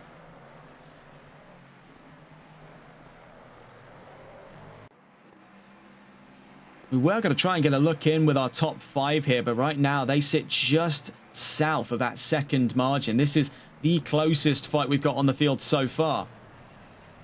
A little tap there from Bourne on Poulin. He is getting very, very unhappy here. I mean, we're seeing a little bit of a Cleland situation here. He's getting very unhappy, and he very nearly got himself into another incident. We saw that Daniel Poulin went very wide out of turn 14. That's ultimately cost him. He's down to 8th place. Clinton Bourne's up to 7th. He actually does drop now back into the path of Alex Albert. Got that very clean move on Veldkamp down at turn 6 last round. Last lap, I should say. Also into the pits as well. Earliest of the pit stops goes to Fabiano Bartoletti. 26 is in at the 42-minute mark. Or 43-minute mark. Alex Albert, I must say, he's had a very solid opening race here. He's been getting his hands full with a good few battles here. He's been very, very clean throughout. You can see it's almost factory floor conditions there on that 36. It's squeaky clean. You see, oh, running out wide from behind him there. Andrew Veldkamp in the 616. A little bit of trouble there for Veldkamp. Nonetheless, he finds himself in a comfy top 10 position. Looking further up the road, however, to the top 5, we can see that the battle between Quain and Byron Forrest looks to be picking up where it last left off here. 42 minutes left to go. These two are getting closer and closer. What has been a long-winded two-car concertina over the course of the last quarter hour of racing. We can see these two have not let off of one another. Now it could be the push phase before the big run to the pit lane for Byron Forrest. Meanwhile, in the battle between Badiali and Proger, I mean, at the last interval, we're looking here just under a second. Are the chances for these two to once again scrap really on the table anymore when you have gaps this large? Right now, we're back on board with Byron Forrest. Now the attacking of two here in the fight for 4th place on the field. We'll continue to keep note here of Proger v Badiali just on the mini-maps there to your left-hand side. But right now, this is the closest fight we're seeing since the last fight just gone. We're on board with Byron Forrest in his efforts to get around and ahead of Kevin Quain in 4th place. These two have had a fantastic little scrap today. And with 41 minutes still against the clock, they have every chance to continue this ball game all the way to the checkered flag. The real question hangs in the air over who takes home 4th place. Right now, it's any man's game between these two. Up on that podium, though, and we can see it's now having dropped to about half a second between Proger and Badiali. We may get a look on board with those two in a moment's time. We're still on board with Byron Forrest on his way through this winding final sector here in Indianapolis. This is what I was talking about. But it definitely caught a few drivers by the backside over the course of qualifying. And you can see with Byron Forrest being a little touch more hesitant over the course of this sector, it's going to pay him back in the long run, because if he's avoiding those track limits right off the bat, he can sort of afford to extend the margins out just a little bit in the final couple of laps here, where he's able to maybe tempt fate with the stewards. But early doors, a lot of those drivers will be racking up those warnings, and it could be penalties by the halfway mark of today's race. 40 minutes left to go here. Looking at that telemetry, it's a considerable improvement over the course of the last lap just gone there for Byron Forrest. He's faster than Quain in front by a factor of 45 thousandths of a second, so very tight margins in that fight for 4th place. We'll catch on with these two in just a moment's time. We take a look around the field here, so we can see very close stuff going on from behind here. Bahena v Bourne looks to kick back off. You can see heading down towards the brickyard there to start lap 12. Julio Bahena in that last lap was slightly faster there than Clinton Bourne by a factor of 85 thousandths of a second over the course of lap 12. You can see way more intense on the run into turn 1 is that number 6. It's where he picks up the bulk of his time. We're going to cut away here, back on quickly to that fight of 4th place as we see them out of turn 7. This is from the point of view of Kevin Quain. But where I want to draw attention to right now is going on in the fight for second place. We get on board here with Giovanni Battiali, very much so now on the push stint before his run to the pit lane. He has shown very little regard for his vehicle's health at this point now, as he's really going 110% in on his Jaguar in his efforts to get around Hayden Prodger. This is the most intense we've seen this fight since the start of the race, and with a bit of a wide exit of turn 13, it does leave Hayden Prodger rather vulnerable here as we enter turn 14. Very nearly another bout of contact between the two Europeans on their exit of turn 15 now to start lap 13 of this race. Could this be the time for an overtake? We can see that Prodger already edging himself to the right-hand side of the track, covering off the inside of turn 1. Great defensive etiquette there by Hayden Prodger. You can see very close squeezing, though, between the two as they run down towards turn 1. Battiali to the outside, trying for a super late apex, but he does clash there with the doors of Hayden Prodger, and he gives it right back off of him there. Proper touring car stuff there between Prodger and Battiali. You can see sending out the inside. That is not a happy man in the 222. With every reason there. That was definitely deceptively sloppy for Battiali. I mean, he's normally a very precise driver. To see him making moves like that, where he's gone pretty much full barge boards against the side there. Proper shoulder check on his way through turn 1. That is rather uncharacteristic of Battiali, but we saw the intensity flagging in the 998 over the course of lap 12. I think we were all kind of knew something like this was gonna happen. Just wasn't expecting it between these two. Catch up with them later on. We see here down the line Veldkamp and Bartoletti. Bartoletti, of course, having took his mandatory pit stop. Veldkamp at the back of that top 10. Veldkamp actually lets Bartoletti unlap himself through turn 4 into turn 5. So very bizarre stuff here. Looking further into the top 5 fight. So we just saw that fracture point between Prodger and Battiali. We've yet to see such between Forrest and Quain. These two keeping things very civil at the back of that top 5. All in that contention of the fight of 4th place. We're watching here with a 607 of Kevin Quain making his way down towards turn 15. Neither of the two having a look into the pit lanes at this time. Up the order, we can see that Prodger, after his bout there with Battiali, considerably slower by a factor of about a second. But after seeing how things kicked off through Sector 1, that's really not come as much of a surprise at all. You could definitely see the reasons for it earlier on. 5 thousandths of a second in advantage there to Byron Forrest over the course of the last lap of lap 13. We have to catch on with that with a moment's time. 707 in trouble. Yellow flags down at turns 9 and 10 quickly clear themselves out. As for Stephen Black, in a spot of bother there, now drops even further behind the 616 of Andrew Veldkamp. We're on board here with Kevin Quain and Byron Forrest.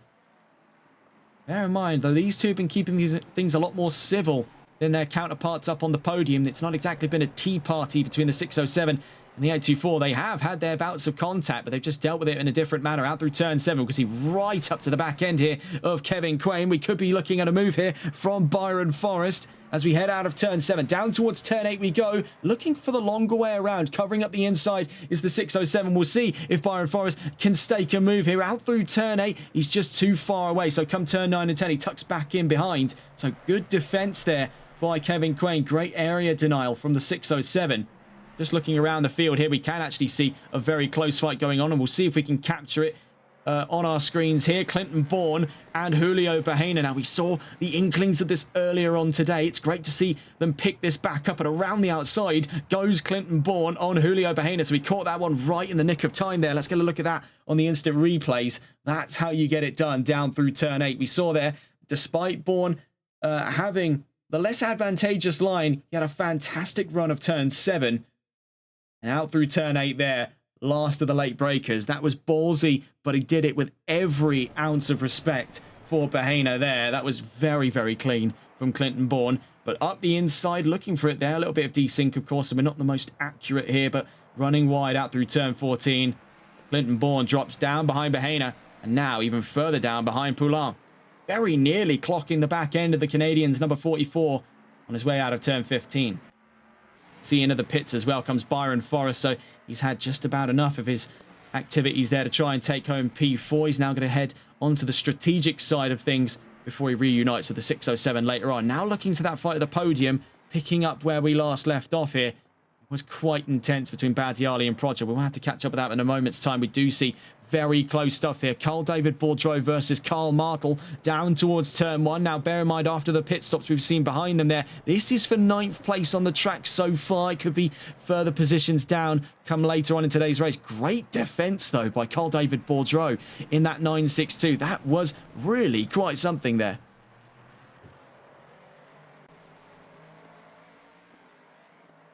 That was textbook stuff from the 962 to hold off the 99 like that. See, out through turn 6, in towards turn 7, up the road there. That's the lapped car, Fabiano Bartoletti's, having since unlapped himself from the last of the top 10s in his efforts to get back up into the top 10 by the next 33 minutes of today's race. So looking towards that halfway mark right now in the pit lane, Veldkamp, Lebay, Black and Proger. We can see quite a swarm of drivers making their way in.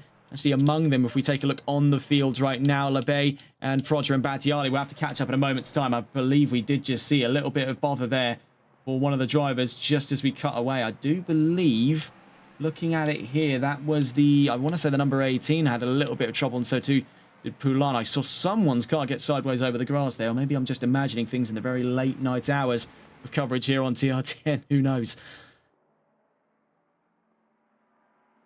So as we head towards the halfway mark, we start to see a lot of strategy play its hand here. Lebay, still with the fastest lap of any one driver in today's race, finds himself exiting the pit, having dropped a few positions here. We see with Alex Albert now up the road. He has now dropped out of the top 5 for the time being, but bear in mind, he entered this pit lane as a very, very well-standing race leader.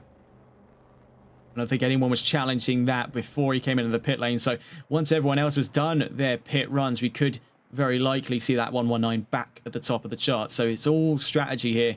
32 minutes left to go. Right now, though, Giovanni Badiali stays out long as the last of the podium sitters to come in for a brand new set of tyres and a little spot of fuel here before the end of today's race. But right now, he's heading on to lap 17. Shows no signs of coming into the pits too early on. Stephen Black picks up a stop-go 30-second penalty, the only driver to receive that penalty today for infractions during the pit lane. And what on earth went on there?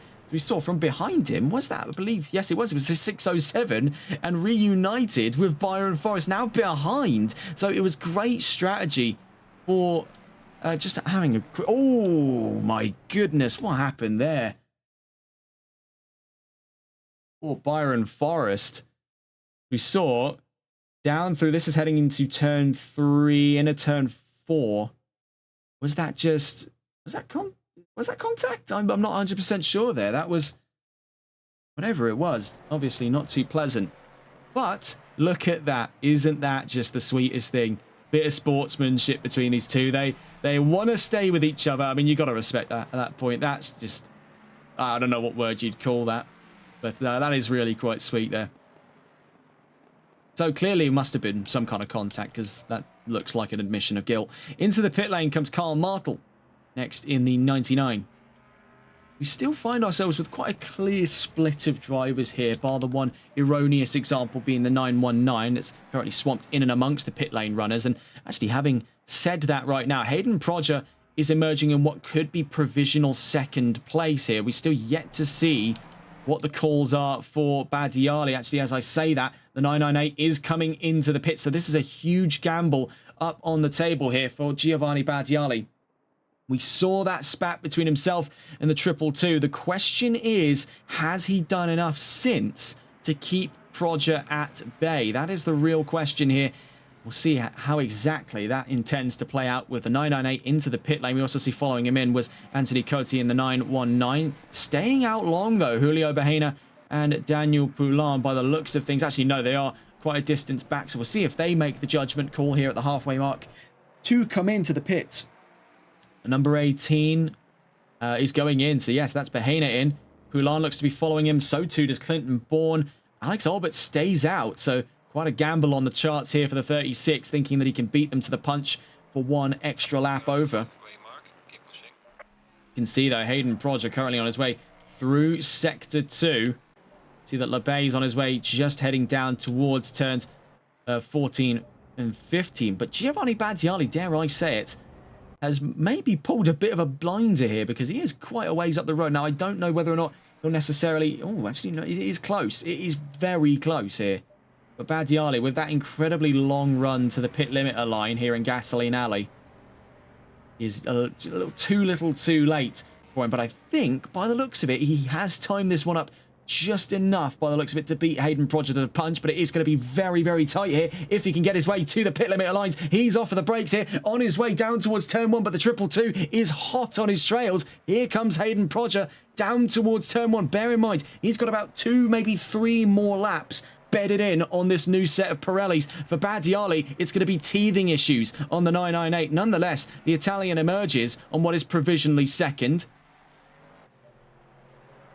with Lebay in provisional first place. We're still yet to see what the call is here by Alex Albert. He's on his way down through turns 9, 10, 11 and 12.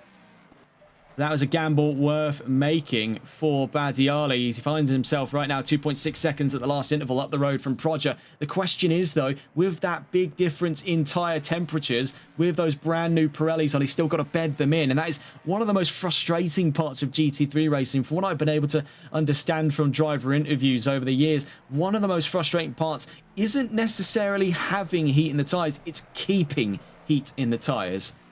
Overheating the tyres is relatively easy. You just back off for a few laps, but keeping heat in the tyres to that optimum temperature where you can get the most out of those P0s per stint is one of the biggest challenges when it comes to GT3 racing. It's one of the biggest culture clashes people get from moving over from Grand Prix racing, of which, fun fact, is a real story here for Hayden Prodger. He spent some of those early days of his sim racing career in rally and moreover in Grand Prix racing. He spent decent bit of time in the TRR F1 Virtual before moving on to greener pastures, and he moved over to GT racing not too long after that decision. And it was, I'd say, a choice worth making, because we've seen here him blossom from being a very solid Grand Prix driver and a very fantastically fast rally driver, dare I say it, to being one of the most up-and-coming names in this area of sim racing. The fact that he's been swooped up by K1 Esports should stand to reason that there is some real potential to be tapped into. And fun fact, I've been told by him, he's finally secured a PC. So there could be some really interesting things coming up in the future for this one in particular. But Badiali, I do distinctly remember a time where he was alongside Andrea Casciotti at the K1 Esports team. Now, I'm not so sure what it is he does. He has seemingly dropped off of my desk for some times, but over the course of last season, we've seen that he has not lost his mojo when it comes to good, solid racing. This might be a little bit of a flash in the pan between himself and Prodger today, but what we have seen so far is he has not lost his charm when it comes to getting what he needs in these races. And where he may not be looking to take home a race win today, he has properly clashed in his efforts to put himself second place. Much to the chagrin of Hayden Prodger, I think there's definitely been a bit of a knock in confidence between those two in terms of the respect those two have for one another. That was sort of an unspoken thing, very similar, as a matter of fact, to what we've seen there between Byron Forrest and Kevin Crane. But as we've seen over the course of today, these two have really gone above and beyond. Actions do speak a little bit louder than words, and Crane has been incredibly polite, I'd say, in the wake of things over the course of today's race. He's sacrificed what would have otherwise, given the amount of chances he's had, he sacrificed what could have possibly been fourth today on the advent of keeping things civil and clean and having a good fight about it. I think that is the kind of mentality a lot of drivers ought to take a page out of. Sometimes, you know, championships, they come and go. Race wins, they come and go. It's all metrics at the end of the day. It's how you're remembered on that grid, I think, that defines a lot of drivers. I mean, take, for example, in the world of rallying, you take, for example, Colin McRae. You want to look just on new metrics alone. He only ever had one championship in the WRC, 1995, in his competition in Subaru. But it's the impact he left behind, the kind of influence he had on people. That's something I think a lot of drivers, a lot of fans, I'd say, actually tend to forget about drivers, is they go to straight new metrics and they don't consider that emotional aspect. And I think we're seeing a lot of politeness here from Quain, and that definitely does solidify him in the Competizione Performance League history books there. But just his good show of sportsmanship. He may not be picking up race wins left, right and centre. He may not be dominating championships, but he is a good sport about it. And I think a lot of drivers ought to be more like Kevin Quain. Into the pits then comes Alex Albert, who I must say has had a very solid race today. We'll see exactly where he lands after what has definitely been the longest of stints for him today. That 36 into the pit lane, 24.5 minutes left to go. Christian Lebay then up into the lead of this race, following in his wake here. Car in 11th place, Carl David Bourdreau. I must say, he's had an all right race today. He's had his ups and his downs, but right now finds himself just outside that top 10. Not too far away, actually, right now is a fight for 12th place. Veldkamp versus Bartoletti.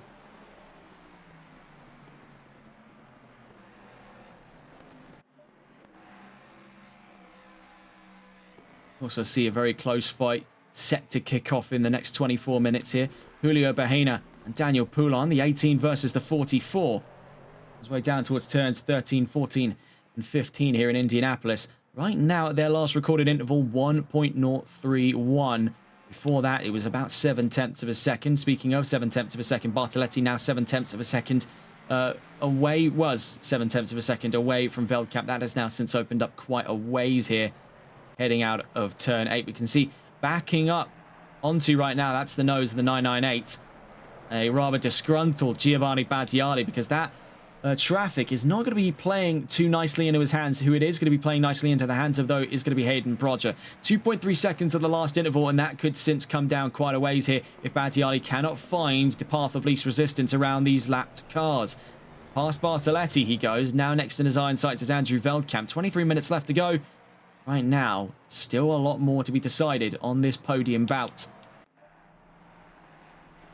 Kevin Quain now within about 1 second here. Byron Forrest, but a big step out through turn 11. And that's disastrous for the 607. Getting a look at that on the replays, you can see how that one played out. That compression there is just a little too much for the Jag to handle. You can see here on the exit of turn 10 into turn 11. That kicked the back end up and away. It's made the back end go incredibly light. By that point, he's hit the grass and he's become a passenger in the span of about a second there. We're now on board with Daniel Poulin. Still, Julio Bahena is crawling up to the back end of the 44 here. And I must say, Poulin has had a fantastic opening race. You got to hand it off to him here. Started towards the back of that top 10 right now, hovering around the top 5. He's not too far off of it. If there is another mistake of its kind there for Kevin Quain, Poulin could be looking at a top 5 finish on his debut drive here in the GT3, the Jaguar GT3 Revival Series.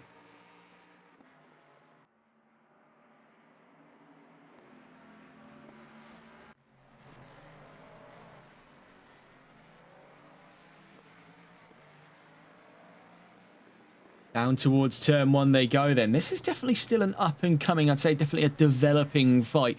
So we'll be keeping an ear to the ground on that one over the next couple of laps here. We see Hayden Brodger lapping Fabiano Bartoletti on his run down towards turns 13, 14 and 15. Next in his iron sights, much like we saw earlier there from Battiali, is going to be that of, oh my goodness, there you can see having come to a stop. That is Fabiano Bartoletti into the pit lane after running wide out through turn 14. And sadly, that looks to be a DNF today for the 26 of Fabiano Bartoletti. Not a way to start a season, but I think he knew when his goose was cooked there, and that was kind of the nail in the coffin on what has not been a super pleasant performance for him today. Sad to see a driver go, but it's going to happen at some point today. Now Byron Forrest finds himself up in 4th. Still on those podium positions, though. Lebay, Battiali and Brodger, albeit with a mix around there in that last of the 2 podium positions.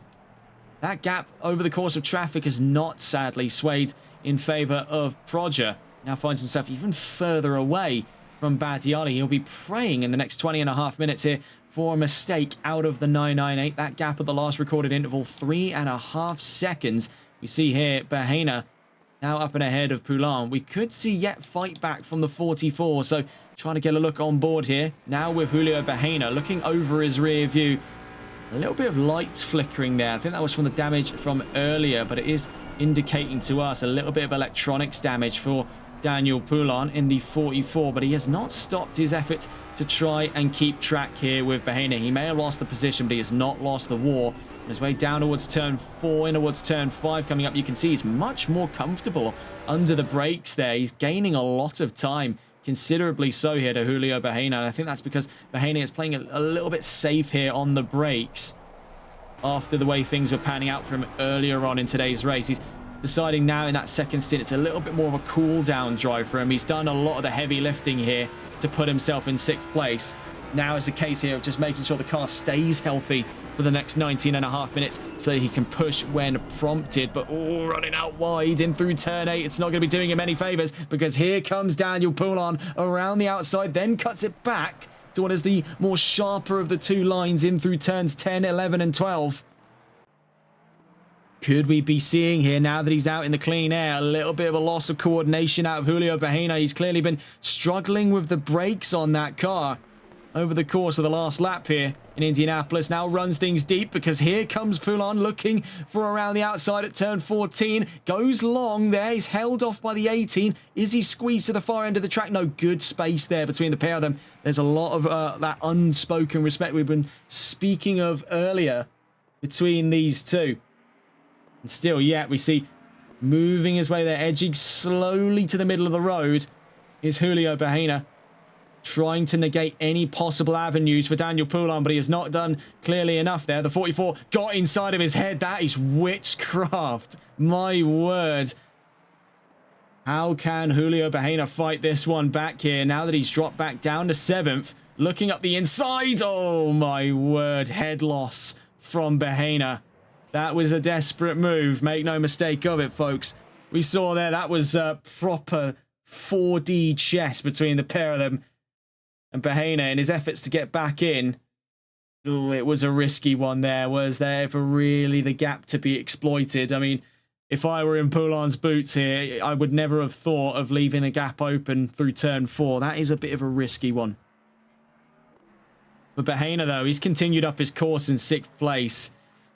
Much to the chagrin there of Daniel Poulon. He's into the pit lanes.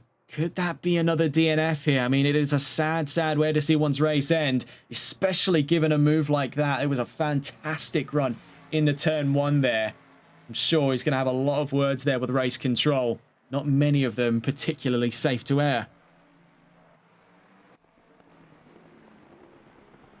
See here, though, a great little scrap for 11th place. Andrew Veldkamp versus Carl David Bourdreau. They're on their exit of turn 7. It's more contact, this time between the 962 and the 616. Looking for the inside, and the gap just squeezed away from him the moment he sort of committed to the move. These two look to hash things out on the track here.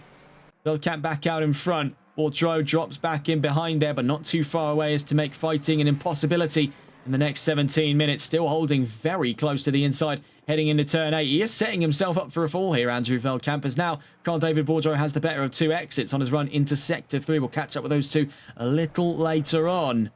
There has been a little spot of nuclear fallout here in Indianapolis. And the 44, by the looks of it, is out of today's race. That is... Ooh, there's going to be some real conversation about that amongst the paddock. I dread to think what's going on in there, and as a matter of fact, because I love the gossip of it, let's go and have a look. Oh, it's empty. Oh, no. We were expecting a little bit of drama there. I mean, every media outlet loves it, but never mind. If they want to hash out in private, then we respect their rights to do so. Looking on board then with Andrew Veldkamp and Carl David Bourdreau. Now, these two have had a very solid little fight by that little spat they had at turn 7, but they hashed it out amongst themselves. Much like we saw there with Quain v Forest, these two showing a lot of respect for one another and are more invested in the fight than they are for whatever position it covets. They're now looking at an unintended upgrade because of that DNF by Daniel Poulon. It is now for the fight of 10th place. So they may have had their incident down at turn 7, but the stakes have only just gotten higher for them heading into lap 25. Looking up the inside there, Bourdreau on Veldkamp. Now on the run towards turn 7. That was nice, neat, and very tidy this time around. Second time's the charm for Carl David Bourdreau. He's up to 10th ahead of Andrew Veldkamp. We'll catch up with these two later on. Looking on board here with Christian Lebay, a driver we've seldom covered a lot of today, and that's because he's been pretty much absent up at the front of this field here. He's been sort of a shadowy sight for most of the field, especially now as night creeps in proper, 7:51 p.m. local time here in Indianapolis. And he's really been off by his lonesome. 8.7 seconds up the road here. Uncontested performance by that 119 today, where he may have not led every single lap to put this one as an opening Grand Slam. Really, it's a case of, you know, my steak's too juicy, my lobster is too buttery. It's a case where he has definitely done above and beyond, but it's all gunning for the satisfaction of doing more. I imagine he will be looking for another Grand Slam like he was able to secure last season with Chevrolet. I don't doubt that that is an option coming up for LeBay this season. Right now, he's starting things off with the very same brand of domination we've come to expect over the course of last season. Only 3 times has it ever been the case where another driver has won on track here in the Competizione Performance League, and he knows he's being looked at by the cameras there because already the lights are out in force. Never mind the fact that Karl Martel is out in front. That's 2.2 seconds up the road. That's another lap's conversation. Back on board with Bourdreau and Veldkamp. Now, these two shared in a fantastic little fight. We'll cut away from them, though, as I am being informed here of part 3 of Bourne v Bahena. I mean, these guys are having so many sort of reunions here for fights here. You'd expect them to be in the world of professional boxing at this point. It'll be pay-per-view the next time we see Bahena v Bourne on this track. We had Bahena v Bourne 1. That was towards the start of the race. Then Bahena v Bourne 2. That was about 10 minutes ago. Now we're at Bahena v Bourne 3. And Bahena v Bourne 4, so I'm told, will be coming to you from a stadium somewhere in Riyadh, Saudi Arabia, for a pay-per-view time only. Limited time.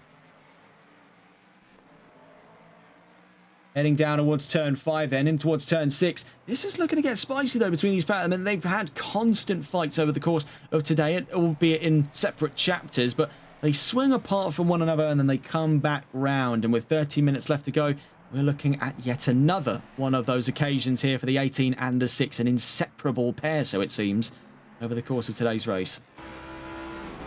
On board, though, with the attacking of 2. Clinton Bourne in that fight for 6th place.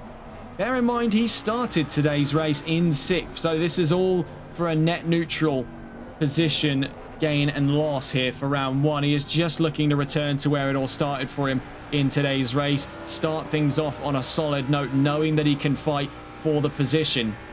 It's going to give him a very hefty spring in his step coming into the next round of the championship at Watkins Glen International.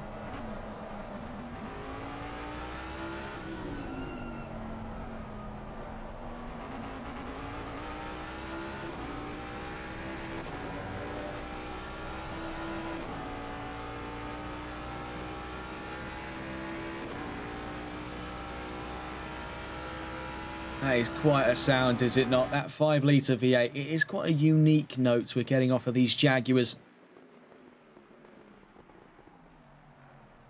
When we were making the research notes here for the Jaguar XK, I was genuinely quite surprised to see that the Jaguar AJ V8 that powers these Jaguar XKs were sold as a license to Aston Martin. I mean, they're direct competitors at the time between the DB9 and the XK. I mean, it was a real time to be a British sports car manufacturer because they really were going at it, Aston Martin and Jaguar. At the height of their game, it was quite something to behold. Now Jaguar is a flatlining company, really. I mean, sales markets report over 90% sales loss in the last 2 years. Jaguar could be a fleeting memory of Britain's auto industry. So I think what for it then to preserve its legacy in the form of this fantastic little series.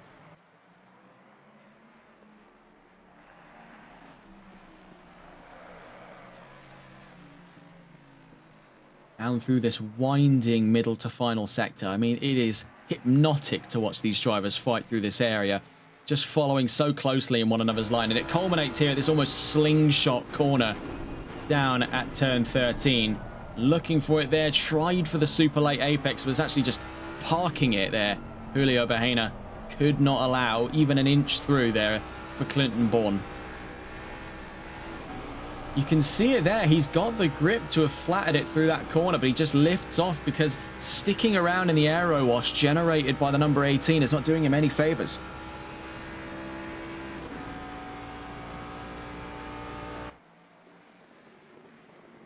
Later on the brakes here, Clinton Bourne down towards turn 1, but he runs wide.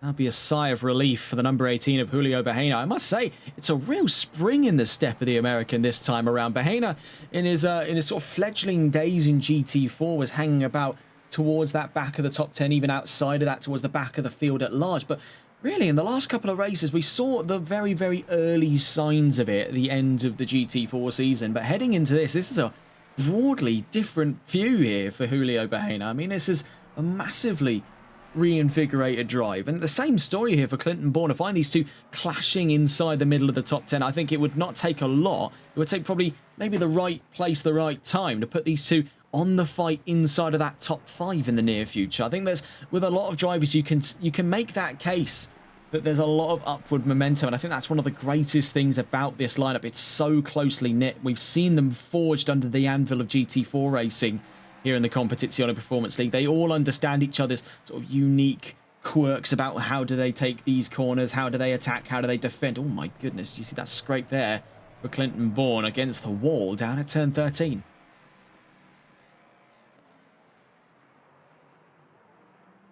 Yeah, as I was saying, from that last season, they've got to learn and understand each other so well that coming into this season, when they've been put in the same machine, we are seeing these broadly different driving styles play against, complement and clash with one another, and it's a fantastic sight to see. As far as first rounds go, we are not spoiled for choice here in the Competizione Performance League. It has been quite something, and on a track of quite mixed opinions here in Indianapolis, I'd say it has always given us, and I've made this claim in the past before, and I will stick by this claim, it has always given us something interesting to talk about. It can be a track that has its races decided on strategy. It can be a track that has quite a lot of racing incidents. It can be a mixture of those two, and it can also, in these small pockets, be a really solid battleground for these 1v1 fights. I don't see a lot of multi-car trains lasting too long, and we've seen that case play out over the course of today's race as well. But as a duelist track, that you're really not spoilt here in Indianapolis. It is a proper treat, but not too sickly. We do not have too much of a bountiful option of overtaking opportunities, so it makes the importance of these moves absolutely vital. We've seen the repercussions of getting too ahead of yourself, of risking those moves. And personally, we've already seen it from a handful of these drivers today already, and that's cost us quite a few. Now we get to see how these two drivers play things out. We just quickly check in across the field. Byron Forrest, 4th place now, 19 seconds up the road from Kevin Quain. I think that fight there for 4th place has wrapped up quite nice and neat. The fight for 2nd place, same story right now with 7 minutes against the clock. It's now just in and around 6 seconds between Badiali and Proger. Looking now on board the defending point of view, Julio Bahena on his way down towards turn 1. He's had a very solid bout here, and with a little bit of a snap, Clinton Bourne drops back behind a second after turn 1. So now he can relax just a little bit, knowing he's not going to have the number 6 up the inside at every single corner. He's not going to have to cover off any of his bases too early on here and succumb to sacrificing his own pace against the efforts to defend against another driver. Out through turn 6 toward turn 7 we go.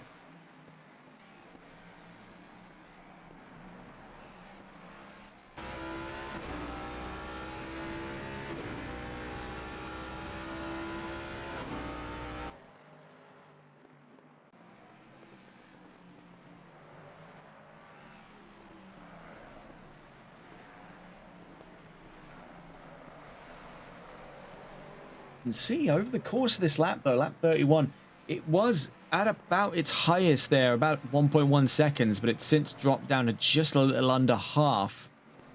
Just a little over a half, I should say, sorry.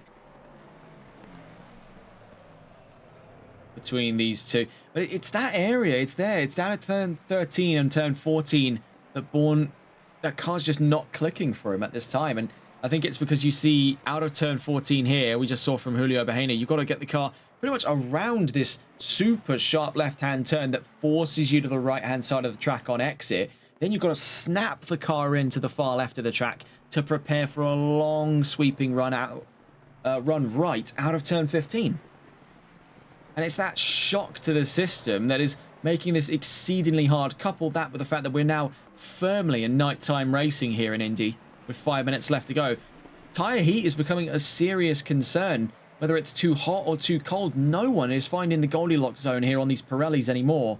We can see that with these two in the fact that their driving over the course of today's race has become more and more visceral, almost animalistic.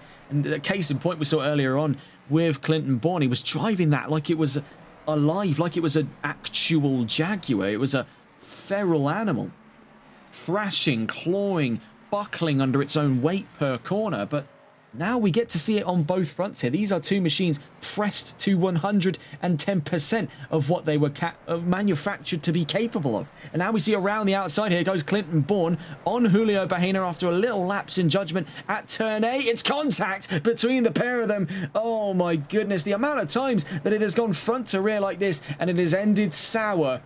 Too many to count for one race. Julio Bahena continues on his course there. I believe actually for Bahena, that's looking at it the second time this has happened. Actually looking at the Insta replay from a moment ago. And this was in that incident earlier on between Bahena and Poulin. And oh, it's just, it's getting to be a habit now for Bahena. He's not going to get particularly popular on the grid. Finding himself in the same genre of problem over and over again. You can see, though, who it has invited into the standings proper, Albert and Martel. And I must say, driver of the day votes likely to be swinging over in the direction of Karl Martel. He has been a silent adversary over the course of today's race. That 99 creeped from the back of the field right now to 8th place. I think he was 15th from the race start. So he's cleared just over half, actually just around half the field, because there's no precise number here. He'd have to be in a 7.5 position. You got to hand it to him. I mean, that is really quite something for him.